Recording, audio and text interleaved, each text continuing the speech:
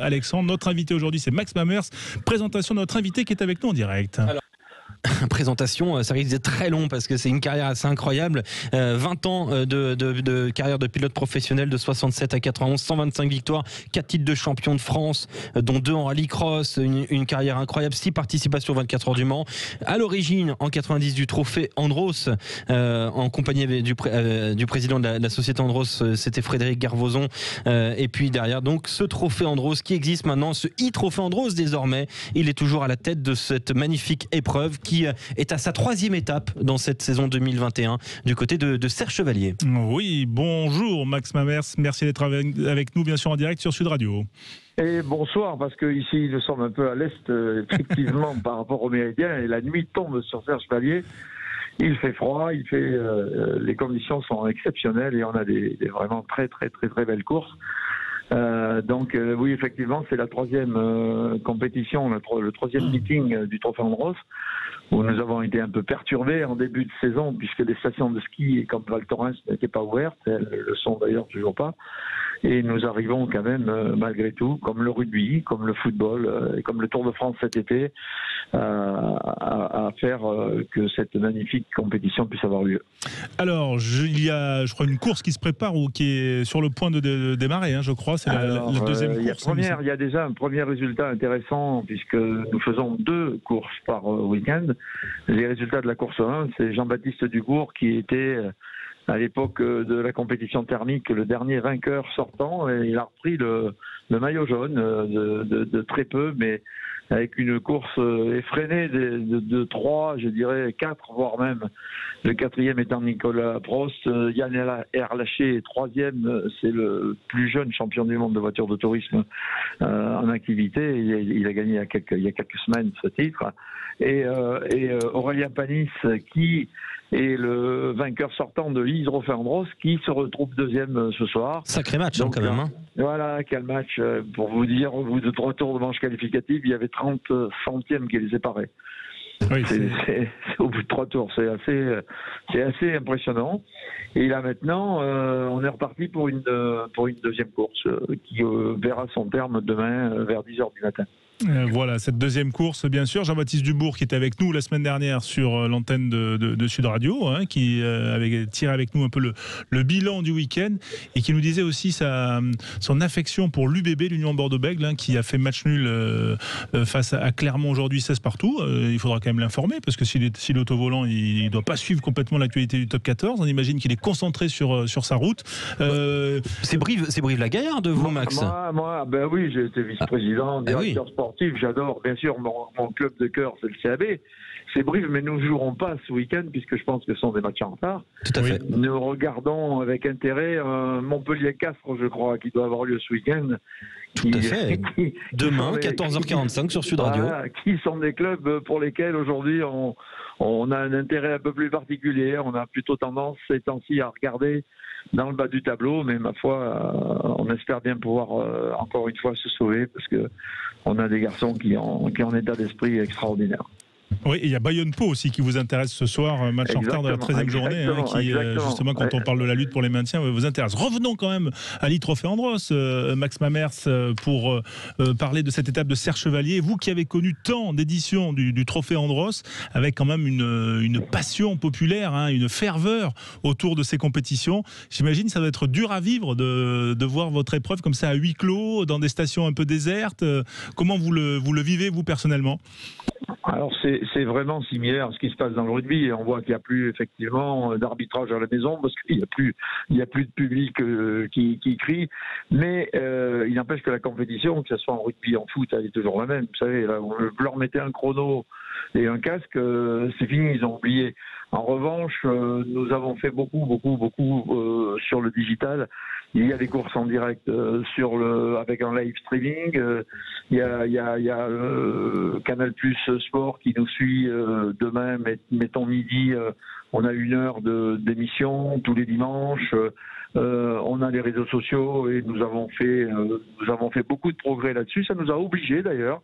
Et il faut reconnaître que c'est suivi de plus en plus, puisqu'effectivement les gens ne peuvent pas venir. Ils se mettent devant live streaming. Et c'est une autre façon d'avoir des supporters. Oui, et on est content d'en parler sur Sud Radio. C'était quand même un challenge pour organiser cette année quand même avec les contextes sanitaires, j'imagine, parce qu'il doit y avoir un protocole sanitaire très strict qui doit être suivi par tous les membres de l'organisation, mais aussi par les pilotes. Et il y a toujours aussi, ça c'est une constante, des contraintes, enfin des contraintes climatiques aussi, parce que vous dépendez aussi du climat, de la météo. Ouais, on dépend de plusieurs paramètres. Le premier, c'est qu'on a créé une bulle sanitaire. On a la chance de travailler aussi. On est prestataire de service pour le Tour de France. Ça fait maintenant une vingtaine d'années. Donc, on a déjà, au mois de septembre, pendant 26 jours, tous vécu ensemble et avec un certain succès. Donc, on a reproduit exactement les mêmes conditions. On a vu aussi que dans les clubs de rugby, on est obligé, effectivement, d'être très attentif, même si on a quelques problèmes. On l'a vu récemment avec La Rochelle, parfois avec des centres de formation, parce que les gens sont un peu plus jeunes, ils font peut-être un peu moins attention, mais je pense que les pros font vraiment très attention parce que c'est leur raison de vivre, c'est normal. Après, la deuxième, c'est effectivement le temps, on n'y peut pas grand-chose. Si ce n'est qu'on essaye de travailler pour l'amélioration avec maintenant le fait que le trophée soit passé complètement électrique. Et puis la dernière chose qui des fois est importante, c'est quand même, je dirais, sur le plan financier, le fait de ne pas avoir de public, c'est quand même un problème. C'est un problème pour tous les spectacles aujourd'hui. Il n'y a pas que l'ambiance, il y a quand même l'obligation d'avoir du public payant pour qu'on puisse survivre, quoi. Oui, on imagine. Est-ce que ça veut dire que si la situation devait perdurer, le trophée en Rose sera en danger, Max Mamers ? Alors, il est aujourd'hui beaucoup moins que, par exemple, le rugby. Donc, pour suivre de près ce qui se passe, notamment à Brive. Enfin, je vois que, pour donner des exemples, on a eu en début de saison la possibilité d'avoir une jauge calculée. Nous avons 7-8 000, par exemple, abonnés, mais on a été obligé d'en distribuer que 4 000. Or, depuis 2 mois et 2 mois et demi, il n'y a plus personne qui rentre dans les stades. Donc, c'est quoi la solution ? Soit il faut rembourser, soit l'année prochaine, ça sera gratuit. Bon, sur le Tour de France, les arrivées sont gratuites et ce sont surtout les collectivités locales qui payent. Eh bien, nous, sur 6 épreuves, il y en a 5 qui sont vraiment dans ce domaine-là, dans ce système économique. Notamment, c'est le cas à Serre-Chevalier, c'est la ville qui paye, c'est la région, c'est le département, parce qu'ils veulent qu'il y ait une activité, ils veulent de la télé, ils veulent un événement. Isola, où nous étions, c'était la même chose l'autre jour. Ça fera pareil à Val Thorens. Et effectivement, la seule épreuve qui est un petit peu compliquée dans la banlieue de Clermont, enfin au nord de Clermont, c'est Superbès qui vivait exclusivement des spectateurs et pour lesquels cette année nous serons obligés de faire l'impasse puisque malheureusement avec le huis clos on ne peut pas mettre l'épreuve en place, quoi. Superbès qui voyait souvent à une époque un des joueurs de Clermont, un certain Olivier Magne, qui est avec nous en direct, qui est notre consultant, Olivier. Voilà. Puis Aurélien Rougerie, on l'a fait rouler. Vous savez que Aurélien, c'est j'adore la voiture. Tout à fait. Salut Max. Ouais. Salut Olivier. Vous vous connaissez apparemment. Olivier, je lui ai fait faire un tour de Ferrari. Oui, quand même. Exactement, Max. On faisait des tours de Ferrari du côté de Brive. Ouais, exactement. Non, mais c'est un très bon souvenir. Mais c'était la grande période du CAB. La grande époque. Ouais. En fait, là, on est un peu nostalgique, évidemment. C'est un scoop. Olivier, en fait, roulait en Ferrari lorsqu'il jouait à Brive, c'est ça? On peut le dire. Non. Ferrari de fonction, bien sûr. Non. J'étais dirigeant et j'affirme qu'on n'avait pas assez d'argent pour payer les Ferrari aux joueurs. Garanti.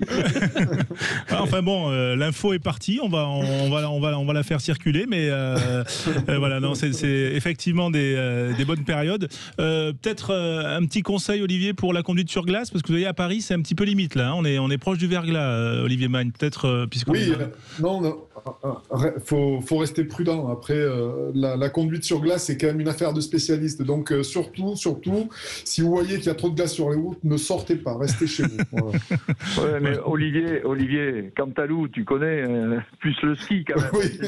Faut pas oublier que exactement, c'est un champion de ski, Olivier Magne, personne ne le sait. Ouais. C'est vrai. Je dis pas de bêtises. Non, tu dis pas de bêtises, Max, exactement. Oui, non. Après, glisser sur la neige avec des skis, c'est quand même autre chose que de le faire avec une voiture. Donc ça, je te laisse le soin de le faire sur le trophée en Rose. Mais en tout cas, pour ceux qui penseraient que c'est facile de rouler sur une route enneigée, c'est quand même pas simple. C'est évident. Il faut toujours être prudent, ça, c'est sûr. Max Mamers, pour conclure, donc 3e étape de Serre Chevalier, la 2e course qui est à suivre là actuellement, qui va se poursuivre jusqu'à demain, c'est ce que vous disiez, puis on se retrouvera demain bien sûr pour en parler sur le thème de site internet trophéandros.com à partir de 18h jusqu'à 20h, il y a toute une partie en direct et retour demain matin, pareil. Eh ben on sera là, bien sûr. Prochaine étape, week-end prochain, Lens-en-Vercors. On sera là également parce qu'on est fidèles sur Sud Radio. On est comme ça, voilà. Merci beaucoup d'avoir été avec nous sur Sud Radio. Max Mamers, le e-Trophée Andros, bien sûr, à suivre sur Internet, bien sûr, trophéandros.com, et puis à suivre aussi et surtout sur notre antenne, bien sûr, via tous les supports, notamment l'appli, votre transistor, comme on disait, bien sûr. Ou l'autoradio, tout simplement.